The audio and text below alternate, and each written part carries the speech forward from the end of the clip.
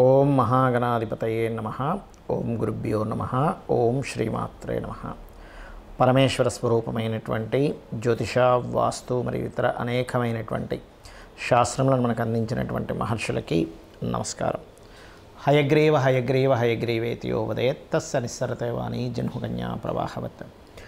అరుణాం కరుణాతరంగితాక్షీం ధృతపాశాంకుశపుష్పబాణచాపాం అనిమాదిభిరావృతాం మయూకైః అహమిత్యేవ విభావయే భవానీం. శ్రీమాత్రే నమః. ప్రేక్షకులకి ఆ లలితాంబిక అమ్మవారి యొక్క అనుగ్రహం పరిపూర్ణంగా కలగాలని మనస్ఫూర్తి కోరుకుంటూ మనం ఈరోజు చెప్పుకోబోయేటువంటి టాపిక్ 2025 జనవరి మాసంలో ఫలితాలు ఏ విధంగా ఉన్నాయి, మరియు ఏ విషయాల పట్ల మీరు జాగ్రత్తగా ఉండాలి, అదేవిధంగా ఎటువంటి పరిహార మార్గం చేసుకుంటే ఇబ్బంది పడకుండా సంతోషంగా ఉంటాము అనేటువంటి విషయాలు చెప్తుంది నేనైనప్పటికీ కూడా చెప్పిస్తుంది సాక్షాత్ లలిత అమ్మవారిగా భావిస్తూ ఒక్కొక్క లగ్నం తెలియని వారు రాశిరీత్యా చూసుకుందాం. అయితే దీనికంటే ముందు అసలు గ్రహాలు ఎక్కడెక్కడ ఉన్నాయి ఈ జనవరి మాసంలో. గురువు వక్రించే ఉన్నాడు, ఇంకా అదేవిధంగా కుజుడు కూడా వక్రించి ఉన్నాడు ఈ జనవరి మాసంలో. అదేవిధంగా కేతు కన్యారాశిలోని, బుధుడు వృశ్చికంలో ఉంటూ 4వ తేదీ ధనస్సులోకి, 25వ తేదీ మకరంలోకి ఎంటర్ అవుతున్నాడు. చంద్రుడైతే మొత్తం ఒక నెలలో ఒక రౌండ్, అంటే ఈ యొక్క మకరం నుంచి మళ్ళీ మకరం వరకు చేరుకుంటాడు. రవి 14వ తేదీ ధనస్సులోకి, ధనస్సు నుంచి మకరంలోకి, శుక్రుడు శని కుంభరాశిలో ఉన్నాడు. ఈ శుక్రుడు మేనంలోకి రాహువుని చేరుకుంటాడు. రాహు మేనంలో ఉన్నాడు. 28వ తేదీ చేరుకుంటున్నాడు. అంటే ఆల్మోస్ట్ నెల రోజులు మొత్తం శుక్రుడు ఇక్కడే ఉంటాడు. మకర లగ్నము, మకర రాశి. మీకు క్రియేటివ్ ఫీల్డ్లో ఉండేటువంటి వారితో పరిచయాలు, లేదా మీ కుటుంబ సభ్యులకి క్రియేటివ్ ఫీల్డ్స్ వాళ్ళకి ఏదైనా కొత్త పరిచయాలు ఏర్పడము, మీరు చేస్తున్నటువంటి వృత్తిలో ఏదైనా క్రియేటివ్గా చేయాలనేటువంటి ప్రయత్నం ఫలించనుంది. కాకపోతే లోన్స్ కోసం చేసే ప్రయత్నం మీకు ఫలిస్తుందనేటువంటిది ఈ లోన్స్ కారక స్థానమైనటువంటి బుధరాశుల్లోకి వక్రించి కుజుడు వెళ్తున్నందుకు యోగిస్తుంది. అలాగే 3వ స్థానంలో రాహు పర్టికులర్గా మీకు ఇచ్చేటువంటి రిజల్ట్స్లో ధైర్యంగా మీరు ఏదైనా ఒక స్టెప్ తీసుకుంటారు, అది మీకు మంచి ఫలితాలను ఇస్తుంది. హోమ్ లోన్స్ కోసం చేసే ప్రయత్నం ఫలిస్తుంది, అందులో ఎటువంటి సందేహం లేదు. కాకపోతే ఇక్కడ కొన్ని అంటే వివాహం సంబంధించిన విషయంలో ఈ శని ఎవరైతే ఉన్నారో శుక్రుడితో కలిసి ఉన్నందుకు మీరు చేసే ప్రయత్నము, మీ కుటుంబ సభ్యులు ఆ వివాహ సంబంధించినటువంటి విషయాల్లో కొంత వ్యతిరేకతని చేయడం అనేటువంటివి చాలా స్పష్టంగా గోచరిస్తున్నాయి. మరియు మరొక విషయం ఏంటంటే, ఇక్కడ మీ యొక్క లగ్నానికి భాగ్యస్థానాధిపతి మరియు దశమ స్థానాధిపతిని కనుక గమనించుకున్నట్లయితే భాగ్యంలో ఉండేటువంటి కేతువు వల్ల మీరు ఎంత గణపతి ఆరాధన చేసుకుంటే అంత బాగుంటుంది, గుర్తుపెట్టుకోండి. అదేవిధంగా దశమాధిపతి కనుక శుక్రుడు మీకు 2వ స్థానంలో ఉన్నందుకు, దశమాధిపతి శుక్రుడు 2లో ఉండడం, ఇది కొంచెం ఏంటంటే ఈ శనితో ఉన్నందుకు, దాని మీద కుజుడు వక్రించిన కుజుడు ఉన్నందుకు, దృష్టి ఉన్నందుకు కొద్దిగా చూడండి, ఒక్కోసారి మనం కంపెనీ కోసం దాని గురించి ఎంత డెవలప్మెంట్స్ చేస్తున్నా సరే ఇంకా ఎవరో అంటే మీ కాంపిటేటర్స్ కావచ్చు, ఇట్లాంటి వారు కొంత మీకు బాస్తో ఇంకో నెగిటివ్గా చెప్పి స్ట్రెస్, దానివల్ల కొంత శత్రుత్వాలు ఇట్లాంటివి పెరుగుతూ ఉంటాయి. అయితే ఇటువంటివి ఏవి మీకు జరగకుండా ఉండాలి అంటే, పంచమంలో గురువు ఉన్నాడు, గురుబలం మంచిదే, అందులో ఎటువంటి సందేహం లేదు. మీరు పర్టికులర్గా కాలభైరవ అష్టకం చదువుకోండి. కాలభైరవ అష్టకాన్ని మీరు ఎంత చేస్తారో అంత బాగుంటుంది మీకు. ఇక మీరు కాలభైరవ అష్టకంతో పాటు దత్తాత్రేయుడిది కూడా జయ గురుదత్త, శ్రీ గురుదత్త అనేటువంటి నామస్మరణ చేయండి, అన్ని విధాలా మీకు బాగుంటుంది. అదేవిధంగా మరొక విషయం ఏంటంటే, దగ్గరలో ఏదైనా క్షేత్రాలకు వెళ్ళినప్పుడు అక్కడ గరికతో, ముఖ్యంగా గరికను సమర్పించండి గణపతి ఆలయాలకు వెళ్ళినప్పుడు, ఇంకా మరింత బాగుంటుంది. జ్యోతిష్ శాస్త్రంలో ఉన్నటువంటి కొన్ని అపోహలు ఏమిటి, మిత్స్ అంటారు వాటిని, అంటే అనవసరంగా మూఢనమ్మకాలు అనుకోండి.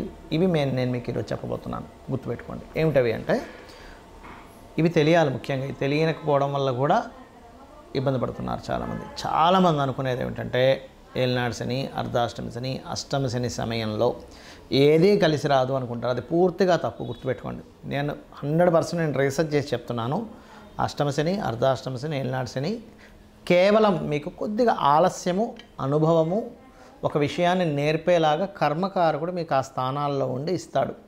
అంటే మీ యొక్క కర్మ ఏంటంటే, ఆ సమయంలో కొంచెం స్ట్రెస్ అవ్వడం వల్ల జీవితంలో ఏది నిజమో అని తెలుసుకుంటారు, కానీ ఏది కలిసి రాకపోవడం కాదు, గుర్తుపెట్టుకోండి. కలిసి రావాలంటే ఏం చేయాలో నేర్చుకుంటారు మీరు, కలిసి రాకపోవడం కాదు. ఎందుకంటే నేను దీని మీద 140 మంది ప్రెసిడెంట్ల జాతకాలు చూసాం. వాళ్ళకి పర్టికులర్గా ప్రెసిడెంట్లను కాదు, ఎమ్మెల్యేలు, ఎంపీలు చాలామంది జాతకాలు, పెద్ద పెద్ద బిజినెస్ మ్యాన్ జాతకాల్లో, ముఖ్యంగా రాజకీయ నాయకుల జాతకాల్లో నేను చూసింది ఏంటంటే ఏళ్ళనాటి శని, అర్ధాష్టమి శని, అష్టమి శని సమయాల్లోనే వాళ్ళు పీఎంలు సీఎంలు కూడా అయ్యారు. మీకు ఎందుకు మన నరేంద్ర మోడీ గారు ఏళ్ళనాటి శనిలోనే ఆయన పీఎంగా ఉన్నది వృశ్చిక రాశి. జగన్ అతను అష్టమ శనిలోనే ఆయన సీఎంగా నిలబడ్డారు. మన ఎంతోమంది చంద్రబాబు నాయుడు గారు కావచ్చు, స్వర్గీయ ఎన్టీ రామారావు గారు కావచ్చు. నేను చెప్పేది ఒకటే, అంటే రాజ్యాన్నే ఇస్తున్నటువంటి శని మీకెందుకు ఏమీ కలిసి రాకుండా చేస్తాడంటే ఒక్కసారి ఆలోచించండి. ఎందుకంటే నేను ఈ విషయాన్ని ఎందుకు స్పష్టంగా చెప్తున్నానంటే, అనవసరంగా ఇది ఏమీ కలిసి రాదేమో అని ఏమీ చేయకుండా ఉండిపోతున్నారు. అది కాదు. శని అంటే కర్మకారకుడు, విజయానికి కారకుడు. కష్టం ఇస్తాడు, ఇవ్వడం నేను అనట్లే. స్లో మూమెంట్, స్లో ఉంటుంది. కానీ అదే శని భగవాను కనుక మీరు చక్కగా దీపారాధన చేసి రెగ్యులర్గా ఒక ఆంజనేయ స్వామి ఆలయమో, నరసింహస్వామి ఆలయమో, స్కందుడు ఆలయానికి వెళ్ళారనుకోండి, 100% పాజిటివ్ ఫలితాలు ఇస్తాడు. అది. ఇక రెండవది ఏంటంటే కాలసర్పదోషం గురించి చాలామంది భయపడుతున్నారు. కాలసర్పదోషం కాలానికి సంబంధించినటువంటిది. అంటే దేశ కాల సంబంధించిన పరిస్థితులు ఎలా ఉంటాయి చెప్పేటువంటి అంశం. జన్మజాతకానికి అప్లై చేయకూడదు కాలసర్పదోషానికి, కేవలం సర్పదోషాలను మాత్రమే అప్లై చేయాలి. మరి కాలసర్పదోషానికి ఒక ప్రెడిక్షన్ ఉంటుంది కదా అంటే ఉంటుంది, దానికి ఒక ప్రెడిక్షన్ ఉంటుంది. అంతేగాని ఎందుకు కలిసి రాదని కాదు. మెగాస్టార్ చిరంజీవి గారికి ఉంది కాలసర్పదోషం. ఎంతోమంది రాజకీయ నాయకుల్లో పెద్ద పెద్ద రేంజ్లో వెళ్ళిన వాళ్ళకి, పెద్ద పెద్ద బిజినెస్ పీపుల్కి నేను చూశాను కాలసర్పదోషం. మరి వాళ్ళు ఎందుకు అలా ఆ రేంజ్లోకి ఎదిగారు అనేది ఒక్కసారి ఆలోచించండి. ఆస్ట్రాలజీ 100% ఉంది, కానీ దాన్ని రీసెర్చ్ చేసి దాన్ని అర్థం చేసుకొని దాన్ని ఎలాగ మనకు ఎందుకు అందించారనే విషయాన్ని పూర్తిగా అర్థం చేసుకోవాలి. అలాగే మరొక విషయం ఏంటంటే, ఒకటి ప్రతిసారి కూడా మనం ప్రతిదానికి కూడా ఏలినాటి శననో సర్పదోషం ఉందనో పెట్టుకుంటాం. అలా కాదు. పర్టికులర్ భావం అంటే మీకు వివాహం అవ్వటం లేదు, ఓకే, 7th లార్డ్ ఎవరయ్యారు చూసుకొని ఆ 7th లార్డ్ బలహీనంగా ఉన్నాడా, అందుకే అవ్వట్లేదు. దాన్ని చిన్న చిన్న మంత్రాలతో, లలిత సహస్రనామం ఉంది, అందులో ఓం కామేశబద్ధ మాంగళ్య సూత్ర శోభిత కందరాయ నమః ఖచ్చితంగా ఇంట్లో కూర్చొని చక్కగా చేసుకొని ఫ్రీ అయిపోతుంది. దానికి అంతేగాని అమ్మో దీనికి ఏదో లక్షలు కట్టించి పూజ చేసుకోవాలి అప్పుడే నాకు ఆ దోషం పోతుంది అనేటువంటిది కాదు. కలియుగంకున్న గొప్పతనం ఏంటంటే నామస్మరణ చేత పోతుంది, క్లియర్ అయిపోతుంది. మీ దగ్గర డబ్బులు ఉన్నాయి, నేను చక్కగా పూజ చేయించుకుంటాను, ఇంటికి పురోహితుని పిలిపించి ఒక హోమం చేయించుకుంటానంటే చేయించుకోండి, ఏమీ తప్పు కాదు. అది ధనం ఉంటే చక్కగా ఇంటికి పురోహితుని పిలిపించుకొని చక్కగా పూజ చేసి అతనికి దక్షిణ ఇచ్చి 10 మందికి భోజనాలు పెట్టండి. దానివల్ల ఒక సిస్టమ్ అంటే మనీ సర్క్యులేట్ అవుతుంది, దానివల్ల దేవతలు కూడా ఆనందిస్తారు. నేను కాదనట్లే. కానీ డబ్బులు లేకపోయినా అప్పులు చేసి మాత్రం ఎట్టి పరిస్థితుల్లో మీరు పూజ చేస్తేనే వర్కౌట్ అవుతుందని మాత్రం ఏమీ లేదు. ఎందుకంటే భగవంతుడికి అన్నీ తెలుసు. అయ్యా ఈ వ్యక్తి దగ్గర డబ్బులే ఉన్న దాంట్లో సంతృప్తిగా నాకు చేసుకుంటున్నాడు అని భగవంతుడికి తెలుసు. భగవద్గీతలో చాలా స్పష్టంగా చెప్పాడు ఆయన. ఏంటంటే మీరు గనక అంటే పత్రమైనను పుష్పమైనను ఫలమైనను ఉదకమైనను ఫలాపేక్షరహితంగా నాకు సమర్పిస్తే నేను దాన్ని ప్రీతితో స్వీకరిస్తున్నాను అన్నాడు. ఉదకం అంటే చిన్న నీటి చుక్కండి. కాబట్టి ఎక్కడా కూడా ఇది చేస్తేనే అవుతుంది, లేకపోతే నాకు ఇది అవ్వదు అనేటువంటిది లేదు. నామస్మరణ చేయండి. కేవలం నామస్మరణ కూడా మిమ్మల్ని ఉద్ధరిస్తుంది. డబ్బులు ఉన్నాయి చక్కగా చేసుకోండి, ఏం కాదనట్లే. గో సేవ చేస్తారా, గోదానమే ఇస్తారా, పెద్ద పెద్ద హోమాలే చేస్తారా, యజ్ఞాలే చేస్తారా, మీ ఇష్టం. బట్ లేనప్పుడు మాత్రం అప్పు చేస్తేనే అవుతుంది అనేటువంటి మూఢనమ్మకం నుంచి బయటికి రండి ఫస్ట్ మీరు. అలాగే మరొక విషయం ఏంటంటే జ్యోతిష్యము, వాస్తు. చాలామందికి ఏంటంటే వాస్తులో కూడా వాస్తు అనగానే మొత్తం మీద పగలగొట్టేస్తేనే అది సెట్ అవుతుంది అనుకుంటారు. అలా ఏమీ లేదు. చక్కగా ఇంట్లో ఏ వస్తువు ఎక్కడ పెట్టుకోవాలి, మీకు సరైనటువంటి గృహం అవునా కాదా, అన్ని గృహాలు మంచివే, కానీ మనకి సెట్ అయ్యే గృహమే మనకు బాగుంటుంది. అది ఏ డైరెక్షన్ ఈజ్ మీకు మంచిది అనేటువంటివి కొన్ని సెట్ ఆఫ్ రూల్స్ ఉన్నాయి వాస్తులో. అది తెలుసుకొని వెళ్ళండి. అంతేగాని ఏదో వాస్తు బాగాలేదని ఇల్లు కూలగొట్టేసేయడం, మొత్తం గందరగోళం చేసేసుకొని లక్షల రూపాయలు దాన్ని ఖర్చు పెట్టేసి మళ్ళీ అది అప్పుల పాలవడం కాదు. వాస్తులో వెరీ క్లియర్లీ మనకి కొన్నిసార్లు మాత్రమే, అంటే ఈశాన్యంలో బాత్రూమ్ మాత్రమే ఖచ్చితంగా తీయమన్నాడు. మిగతా ప్లేసెస్లో ఉన్నప్పుడు చిన్న రెమెడీస్తో దాన్ని మనం సెట్ చేసుకోవచ్చు. కలర్స్ ద్వారా సెట్ చేసుకోవచ్చు. ఒక వస్తువు ఒక దగ్గర ఉండడం ద్వారా సెట్ చేసుకోవచ్చు. మనం ఇంట్లో ఒక పని ఒక దగ్గర చేయడం ద్వారా సెట్ చేసుకోవచ్చు.